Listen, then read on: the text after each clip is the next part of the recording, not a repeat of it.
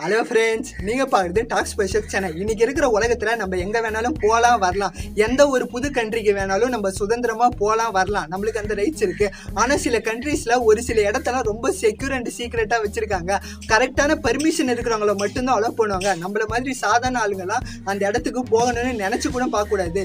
இன்றைக்கி நம்ம வீடியோவில் ரொம்பவே சீக்ரெட்டாக இருக்குது, இந்த உலகத்தில் ரொம்பவே சீக்ரெட்டாக இருக்கிற 5 பிளேசஸை பற்றி தான் பார்க்க போகிறோம். சரி, நம்ம வீடியோக்குள்ளே போகலாமா? வாங்க வீடியோக்குள்ளே போகலாம்.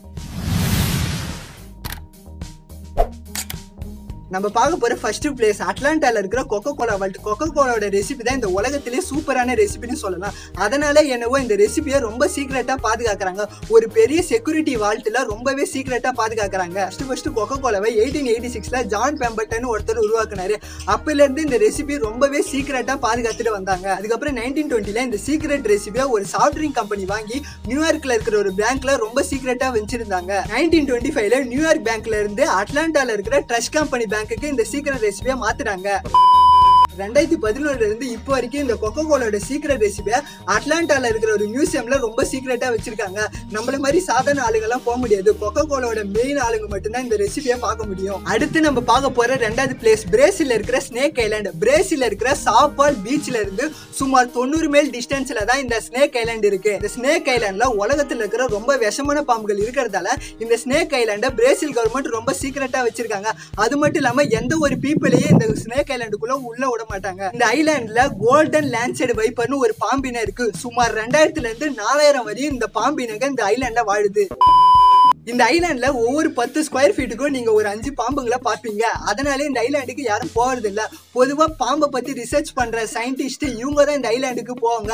அது மட்டும் இல்லாம அவங்களுக்கு தான் கவர்மெண்ட் வந்து இந்த ஐலாண்டுக்கு போக பர்மிஷன் தரும். உங்களுக்கு பாம்பு ரொம்ப பிடிக்குன்னா பிரேசில் கவர்மெண்ட் கிட்ட பர்மிஷன் வாங்கிட்டு இந்த ஐலாண்டுக்கு போய் விசிட் பண்ணி பாருங்க. நம்ம பார்க்க போற 3வது பிளேஸ் நார்த் கொரியால இருக்கிற ரூம் 39. ஜேர்னலிஸ்ட் கெல்லி வால்சன் என்ன சொல்றா, ரூம் 39 தான் இந்த உலகத்திலே மோஸ்ட் சீக்ரெட்டான ஆர்கனைசேஷன் சொல்றாரு. இந்த ரூமை ஃபர்ஸ்ட் 1970 உருவாக்குனாங்க. பியாங்யாங்னு நார்த் கொரியால இருக்கிற ஒர்க்கர்ஸ் பார்ட்டி பில்டிங்ல தான் இந்த ரூம் இருக்கிறதா சொல்றாங்க. இந்த ரூமுக்குள்ள என்ன இருக்குன்னு யாருக்குமே தெரியல. ஏன்னா நார்த் கொரியா கவர்மெண்ட் இந்த ரூமை ரொம்ப செக்யூரா சீக்ரெட்டா வச்சிருக்காங்க. இந்த ரூமுக்குள்ள சில பேர் தங்க இருக்கிறதா சொல்றாங்க, ட்ரக்ஸ் இருக்கிறதா சொல்றாங்க, பெரிய பெரிய வெப்பன்ஸ் இருக்கிறதா சொல்றாங்க. இன்னும் சில பேர் இதுக்குள்ள நிறைய கள்ள நோட்டுகள் இருக்கிறதா சொல்றாங்க. ஆனா இந்த ரூமுக்குள்ள உண்மையிலே என்ன இருக்குதுன்றது நார்த் கொரியா பிரசிடென்ட்டுக்கு மட்டும்தான் தெரியும். அடுத்து நம்ம பார்க்க போற 4வது பிளேஸ் அமெரிக்கால இருக்கிற ஏரியா 51. சென்னையில இருக்கிற ஏரியா பத்தில நீங்க கேள்விப்பட்டிருப்பீங்களான்னு தெரியல. ஆனா இந்த ஏரியா 51 பத்தி எல்லாரும் கேள்விப்பட்டிருப்பீங்க. இந்த ஏரியா 51 இடத்துல என்ன இருக்குது, அந்த ஏரியா 51 இடத்துல என்ன நடக்குதுன்னு யாருக்குமே தெரியாது. யுஎஸ் கவர்மெண்ட்டும் அந்த இடத்த மக்களுக்கு தெரியாம ரொம்ப நாளா மெயின்டைன் பண்ணிட்டு வராங்க. ஏரியா 51 சுத்தி நிறைய வதந்தி இருக்கு. சில பேர் என்ன சொல்றாங்கன்னா இந்த ஏரியா 51ல ஏலியன்ஸ் இருக்குன்னு சொல்றாங்க. இன்னும் சில பேர் இந்த ஏரியா 51 சுத்தி சென்சார் இருக்கு. இந்த சென்சார் மனுஷனையும் மிருகத்தையும் டிஃபரன்ஷியேட் பண்ணும். மனுஷனை இந்த ஏரியா 51 உள்ள விடாது, மிருகத்தை இந்த ஏரியா 51 உள்ள விடுன்னு சொல்றாங்க. உண்மையிலேயே இந்த ஏரியா 51ல என்ன இருக்குது, அங்க என்ன நடக்குது யுஎஸ் கவர்மெண்ட்டுக்கு மட்டும்தான் தெரியும். இந்த லிஸ்ட்ல நான் பார்க்க போற கடைசி 5வது பிளேஸ் டிஸ்னி. டிஸ்னியா சின்ன பசங்களாம் ரொம்ப சந்தோஷமா விளையாடுற அழகான நேர்த்தியான இடம் தானே நினைக்கிறீங்க. ஆனா டிஸ்னிக்குள்ளே டிஸ்னி கிளப் 33 ஒரு இடம் இருக்கு. டிஸ்னிலேயே ஆல்கஹால் சர்வ் பண்ற ஒரே இடம் அந்த டிஸ்னி கிளப் 33 தாங்க. டிஸ்னி கிளப் 33 வால்ட் டிஸ்னி தான் ஃபர்ஸ்ட் டிசைன் பண்ணாரு. அவர் ஃப்ரீயா இருக்கிற டைம்ல இந்த டிஸ்னி கிளப் 33 தான் வந்து ரிலாக்ஸ் பண்ணுவாரு. வால்ட் டிஸ்னி இறந்ததுக்கு அப்புறம் தான் இந்த கிளப்பை மத்தவங்க பாக்குறதுக்காக அபிஷியலா ஓபன் பண்ணாங்க. ஆனா இந்த கிளப்புக்குள்ள நம்மள மாதிரி ஆளுங்கெல்லாம் சாதாரணமா போக முடியாதுங்க.